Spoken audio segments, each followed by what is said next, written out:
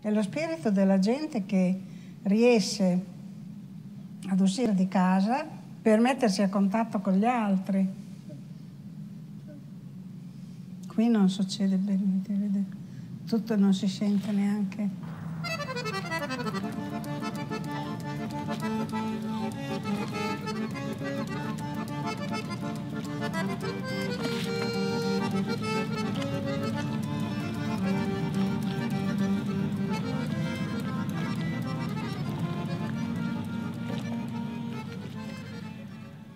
La signora che avete visto nel filmato si chiama la signora Franca. Noi l'abbiamo conosciuta, e vive a Trieste, non l'abbiamo conosciuta perché un giorno, passando davanti al frutta e verdura, il Masud, nella strada dove abito, mi ha chiamato Masud e mi ha detto: guarda, c'è una lettera per te. Questa è la lettera, questa è l'originale della lettera. È una calligrafia molto bella, una calligrafia antica, molto chiara. Normalmente noi riceviamo queste lettere con richieste di supporti economici. In questo caso qui era completamente diverso. Io l'ho letta con molta attenzione e qui c'è la storia. La signora dice: io ho 81 anni, ho vissuto a Bologna tanti anni, mi sono poi trasferita anni fa a Trieste e in questa città io non mi trovo più, non so cosa fare. Ho letto dell'esperienza di Social Street su un giornale, l'intervista che ne hanno fatto, ho letto del frutta e verdura, che è il nostro fermo posta, e gli ho mandato questa lettera e faccio questa richiesta a Social Street: aiutatemi a tornare a Bologna, non fatemi morire in una città dove la gente non si saluta. E la cosa è strana, molto originale questa cosa qui, perché a 300 km di distanza e a 45 anni anche di distanza, Federico Bastiani aveva avuto la stessa problema, la stessa intuizione, che pur vivendo in una città come Bologna da diversi anni, passando per via Fondazza, non conosceva assolutamente nessuno. E noi ce l'abbiamo questa sensazione molto spesso, però ci fermiamo lì. Mentre Federico, il gruppo dei Dreamer, ha detto: vabbè, proviamo a fare qualcosa, vediamo se, utilizzando un mezzo che normalmente viene utilizzato per mettere in contatto le persone che vivono lontano, posso conoscere il mio vicino di casa. Follia? Lui l'ha fatto comunque. Questo qui è l'originale del primo volantino che lui ha creato e attaccato sotto i portici di Bologna, sotto gli archi dei portici di via Fondazza, per informare i cittadini, i residenti di via Fondazza, che c'era questo gruppo. Questo è un volantino importante perché dice esattamente qual era lo scopo di questo gruppo. L'obiettivo è quello di creare un punto di riferimento per i residenti in questa strada, storica strada, c'è ancora l'errore originale, al fine di socializzare, organizzare incontri, esprimere necessità o esigenze, una sorta di bacheca stradale. Settembre 2013. Ci aspettava, io sono stato uno dei primi che ha aderito, ci aspettavamo pochissime adesioni, 10, 20, 30 persone che aderissero. È stata una follia totale perché in poco tempo veramente centinaia di persone si sono iscritte a questo gruppo. Non ce l'aspettavamo assolutamente. E la domanda, abbiamo cominciato a farci delle domande: perché? Cosa succede? Perché queste persone c'è questa corsa ad aderire a questo gruppo? La risposta la lasciamo in sospeso. Penso di avere tempo di parlarne poi dopo. Quello che è interessante è quello che è successo. Un gruppo Facebook, appunto, è un mondo così molto virtuale, stiamo nel virtuale. Cosa c'entra con la strada, il Facebook?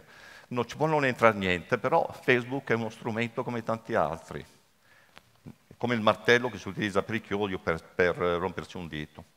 Quello che è successo immediatamente è che le persone hanno cominciato a interagire sul web e a scambiarsi informazioni, quindi tutto quello che succedeva restava sul web, quindi anche le persone non si conoscevano, hanno cominciato a conoscersi. In che modo? Semplicemente chiedendo informazioni sulla strada. Uno dei punti forti di questa struttura è residenti in via Fondazza, Bologna, un posto molto delimitato. Quindi le persone a cui chiedevi dov'è il medico migliore ti rispondevano immediatamente, per ogni domanda 3 risposte. Dove posso, chi sa gli orari del calzolaio, chi mi può dire dov'è il miglior negozio di frutta e verdura, e via dicendo. Quindi le persone hanno cominciato a interagire fra di loro a un livello assolutamente virtuale. Però sulla strada non c'eravamo ancora. Però automaticamente le persone hanno cominciato anche a fidarsi degli altri e a dire, bene, chi mi può dare una mano? Ho la macchina ferma in strada, chi mi può dare una mano a caricare, cioè a riaccenderla, a spingerla? Molto spesso la gente diceva, vieni giù che siamo già qui, che ti diamo una mano a spingere la macchina. Chi mi dà una mano, per esempio, nel trasloco? Chi mi può, per esempio, tenere il gatto per una settimana, un giorno? Delle richieste, delle richieste d'aiuto, ma anche delle offerte. Ho un tavolo che non mi serve più, chi lo vuole? Oppure vado in vacanza, ho il frigorifero pieno, chi gli serve questo cibo, chi lo vuole? A questo punto le persone per forza di cose si sono dovute incontrare in strada e questi scambi sono aumentati in questo anno in maniera esponenziale. Certamente c'è da dire che a fronte di centinaia di persone che interagivano, che si iscrivevano e poi interagivano, la percentuale poi di persone che si conoscevano veramente era molto bassa. Ma anche di questo penso che ne parleremo in seguito. La cosa importante è che a un certo punto, a parte questa automaticità dei rapporti, di richieste che venivano dalle persone, abbiamo cominciato a pensare anche di fare qualcosa che potesse attirare le persone in strada, anche a prescindere dalle singole necessità. Quindi a parte gli aperitivi, a parte voglio dire, i compleanni e via dicendo, per esempio abbiamo pensato, questa lo facciamo vedere perché è la prima attività che noi abbiamo fatto, organizzata. Pensavamo flash mob di Natale, c'erano 2 o 3 persone in strada, nella strada che sapevano suonare, quindi diciamo proviamo a vedere chi viene a festeggiare in strada il Natale con noi. Beh, la sorpresa è stata che in questa occasione noi ci siamo trovati con circa 200 persone in strada e altre 200 alle finestre. Erano 2 mesi praticamente che era nato il gruppo, quindi abbiamo già avuto la sensazione che qualcosa funzionava, che le persone avevano bisogno di questa partecipazione. Era una richiesta che facevano di essere anche spinte a uscire in strada e a partecipare. Noi non abbiamo sedi per scelta, non è un comitato, non è un'associazione, non ci sono tessere, assolutamente niente. La strada è il nostro luogo di ritrovo. E quindi siamo andati avanti anche con altre attività. Un'altra, per esempio, molto bella è stata uno shooting fotografico. Un ragazzo che abita nella strada, lavora come manager alla Laica di Firenze, e si è offerto di fotografare tutti gli abitanti della strada. Ha detto, vabbè, verranno 5-6. 150 persone, 200 persone si sono presentate, abbiamo fatto questa mostra incredibile dei volti. Però c'è da dire questo, i volti di Via Fondazza, messa sul muro, vedete, con le mollette, niente di che. È un formato veramente, sono fotocopie veramente, la qualità non è la cosa importante. Per noi la cosa molto importante è sempre quella, creare delle attività per fare in modo che le persone abbiano una scusa per incontrarsi. E andiamo avanti, siamo passati anche nelle letture ad alta voce nei vari cortili, quindi non andiamo in un posto specifico, ma andiamo nei diversi cortili delle case a fare le letture. E di qua siamo passati a un altro livello. L'altro livello è il livello di dire la strada di solito ha una storia e le storie bisogna conoscere perché storia è appartenenza, storia è qualcosa che ti fa vedere non i muri, ma quello che c'è dietro i muri, quello che c'è stato. Questo è uno degli esempi, le streghe di Fondazza famosissime. Poi le streghe, voglio dire, come tutte le strade povere, era una categoria femminile ben definita che per sopravvivere poi faceva anche i filtri d'amore, ma faceva anche tutt'altro.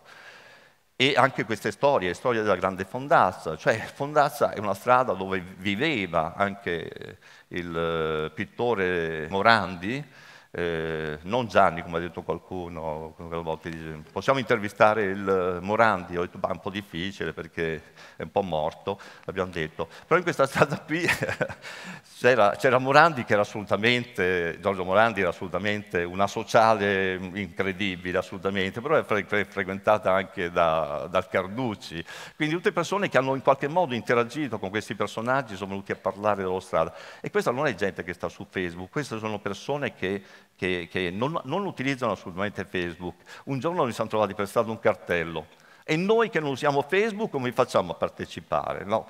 Cioè, è molto bello. Questo qui è un'altra attività in cui siamo scesi invece, un terzo tipo di attività in cui ci prendiamo cura del territorio, delle cose che ci sono nel nostro territorio, nella nostra strada. In questo caso era proprio il giardino di Morandi, mandato completamente in rovina, e siamo occupati noi poi di ripulirlo.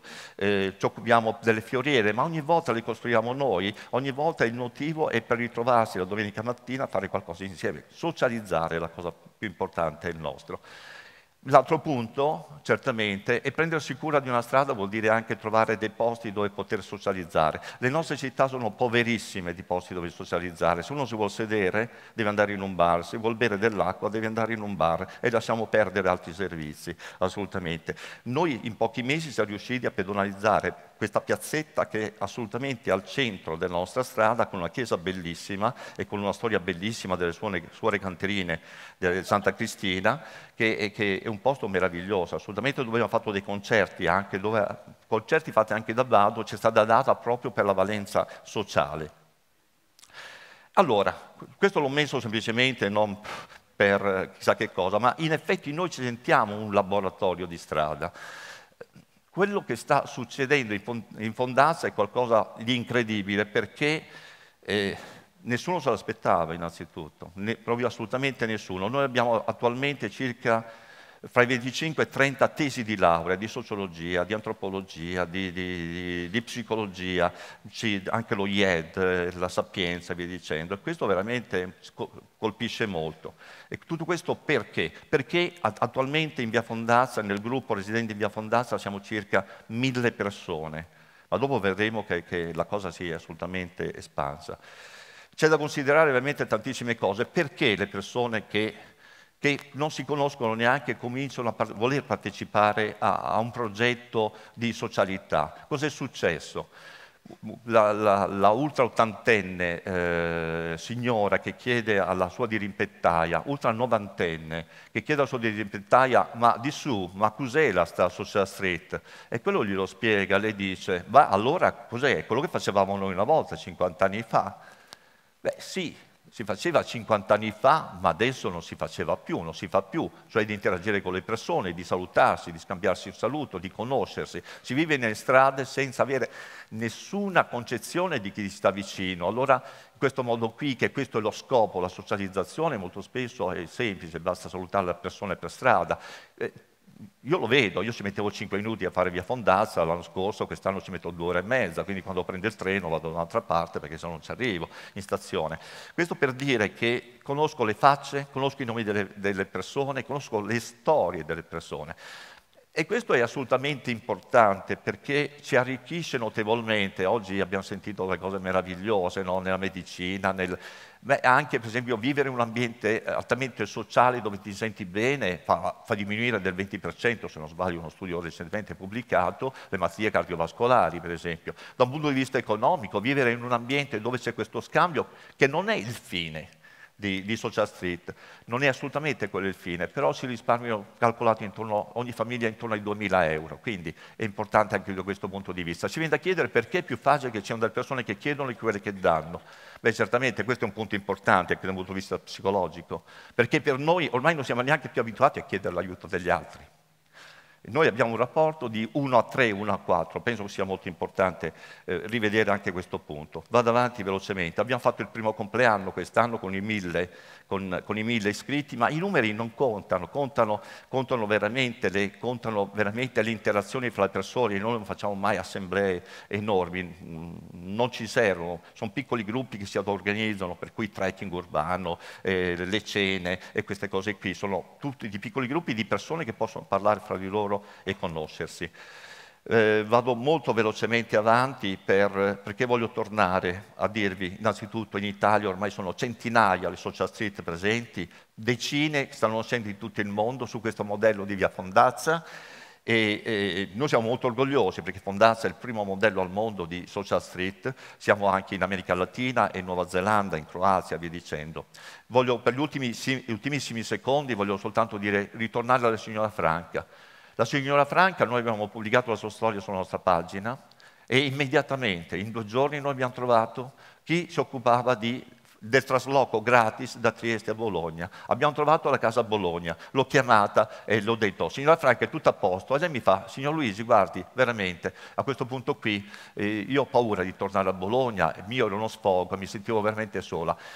Adesso so che ci siete, quindi per il momento voglio restare qui. Questa è un'altra bella lezione perché alla fine molto spesso non abbiamo bisogno di grandi aiuti, ma di sapere che nel caso in cui ne avremo bisogno qualcuno c'è.